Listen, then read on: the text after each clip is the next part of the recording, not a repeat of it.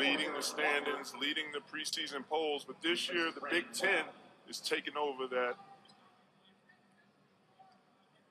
They have 3 teams in the. And all competing as expected for the conference championship, and there will be others in the mix as well. And again, we'll talk about that at the break. Sweden is in the game for the Panthers. Still looking for their first point.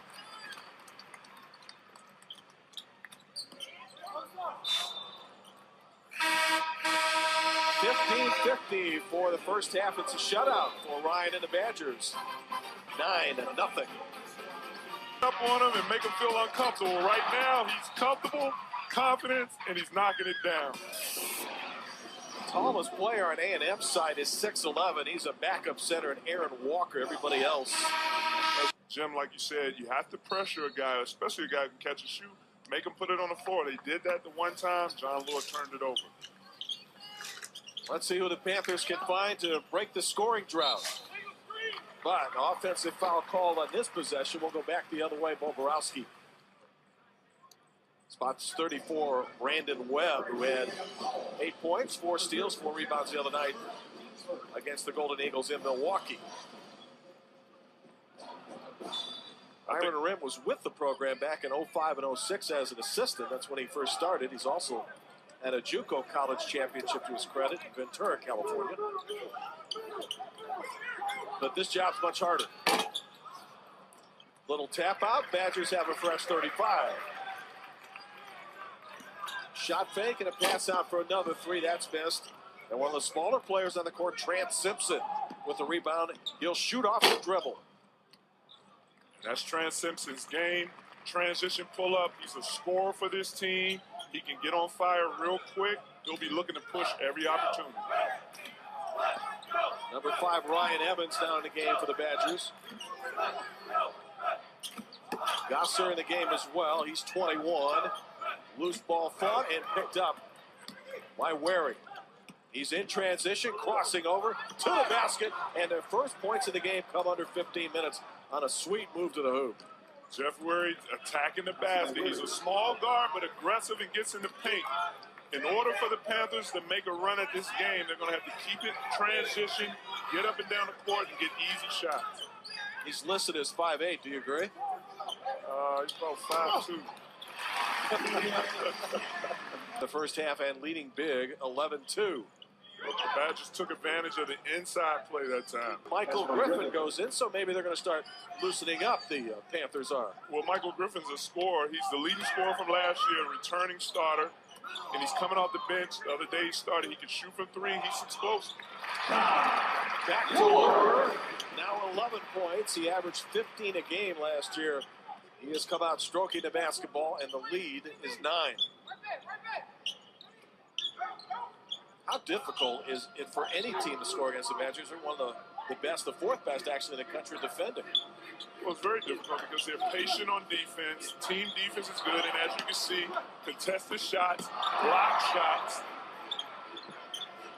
2 blocks on this possession, 7 to shoot it. Oh! And Walker does just that. He's got a nice stroke with the left hand. Yeah, Brandon Webb has a nice touch. He's the big post player for this team, one of the only true post players, and he can hit you with a jump hook or a nice little jump shot. Third opportunity to lure, misses, maybe a 4th try. Basket and 1. Dodge Gasser with a follow-up, and Josh will go to the free throw line. Well, the Panthers have to limit second chances, but the Badgers have to continue to hit the glass. And as you can see, tap, tap, tap. Gasser with the finish. Can't forget about Northwestern and Minnesota. Tubby Smith always has a solid team and figures out a way to compete in its Big Ten play. Gasser can't complete the 3-point play, but the Badgers lead 15-6. Against the man-to-man. Second field goal of the game for Walker, and he's starting to heat up. He has added a lot of size to this team from Weatherford Junior College in Texas. Well, when you have quick guards and you have one post player that can score, you have to take advantage of it. Penetrate, give it to the big fella. Offensive foul against the Badgers. That on Ryan Evans. Evans, whose parents attended the University of Minnesota, where you will be tomorrow night at the barn. I'll be on my world tour, my ESPN3.com I was about to say, you are tracking jitters out of their system. Shooting off the dribble and scoring, Jordan Taylor. Got a nice touch with the ball, doesn't it? Definitely has a nice touch. Nice to see guys go into the mid-range game and keep it simple. 31, Mike Brusewitz is in the game, as Wisconsin substituting liberally along with Jared Bergen, number 40. And we come back, we'll have some free throws.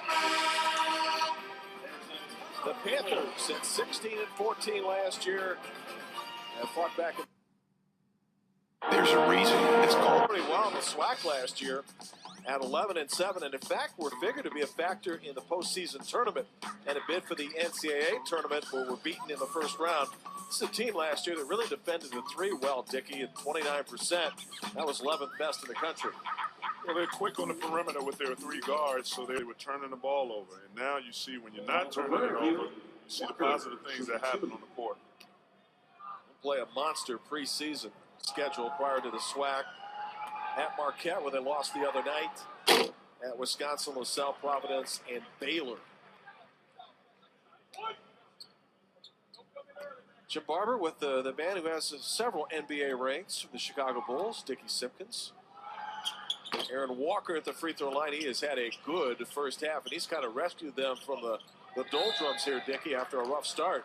Well, he's playing solid, and I like the fact that they're not just relying on the three guards to create offense, but they're using the big fella, which will help them get easier shots as the game goes along.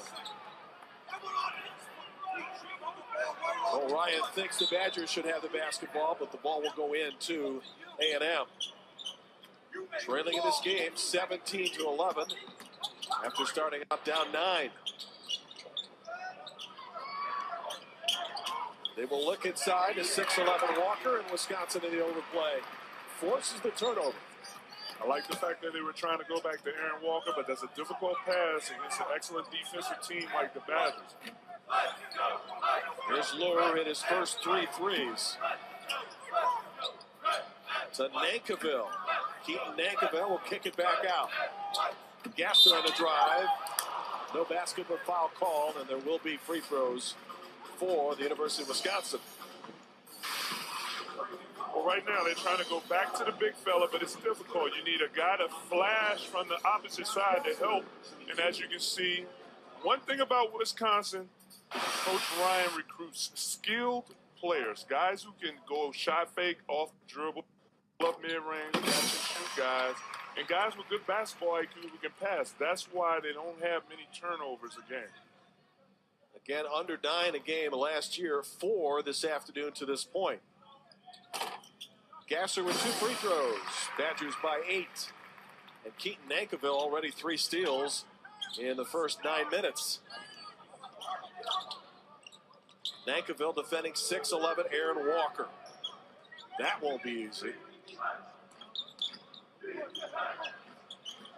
41 is Meadows. 23 in the game is Courtney Bell out of Chicago. Walker can seal and get it from the other side. Chris Seitz, number 5 in the game for the first time for Prairie View A&M. Number 3 is Simpson, who started, and he returns to the court. Shot clock with a kick has been reverted to 15 seconds. They won't need all 15. And a miss and rebound to Keaton Nankivell. Badgers in their first game of the season. Last year, 13-5 in the conference, and would have been better had they not lost the services of Lure. Lure misses there. Brusewitz, they call him the Bruiser, trying to get the offensive rebound, but it is out of bounds to the Panthers. Well, he's got the wrestling name. Yeah, I mean, and Bo was telling us before the game, he does the dirty work, so it's an appropriate nickname. The Bruiser. Out of Chicago, right? Gotta like that. That's one player that you need on your team. A guy to do all the dirty work. Double dribble on Walker. Brusewitz is a sophomore from St. Paul. I like his hair. Carrot Top. Yeah. Maybe we should call him the Carrot Top Bruiser. The Badgers, Quentin Smith replaces Jordan Taylor. Another playing on the offensive line at Princeton University. Oh, that could do it. That could make you a bruiser when your brother plays football. I think this is, I'm sorry, Jim, but I think this is a good decision by Coach Rem to make the Panthers pressure up. 10, and he can step out and shoot the three, which is not surprising under the direction of Bo Ryan. But he's the only true post player off the bench for the Badgers. Everybody on this team can shoot threes. You have to pay attention to when the bigs on the perimeter, you have to focus because they will shoot threes also. The beauty of the swing offense, anybody can score at any time. Well, it gives your team an advantage because it makes the defense have to stretch out whether you're big or small and have to pay attention and focus on it. It seems like you have to honor many people instead of one or two. That makes it tough. That opens the court up for guys to be able to drive, as we saw Jordan Taylor get to the basket a couple of possessions ago. Badgers by 8, under 6 minutes for the first half. This is where the Panthers get a little stagnant because they only have one guy on the court who can create off the dribble. Everybody else stands and watches, and these guys are not really knockdown shooters. Griffin, in very heavy traffic, turns it over. Lure the other way, slams it. One thing you need to know if you didn't know, John Lure has athleticism. He almost put his whole head on the rim. He won a pickup game in a LeBron James summer camp and actually scored over LeBron, said it might have been the highlight of his life. Who could blame him? And Panthers use a timeout. They didn't get that on YouTube. They didn't get his score on YouTube. Maybe Nike tried to hide that too, huh? Well, normally you don't see Wisconsin in transition, but the little guys get there and try to pass on transition and just take off and dunk on little guys. You got to get out and just put them in the basket. Lure has 13.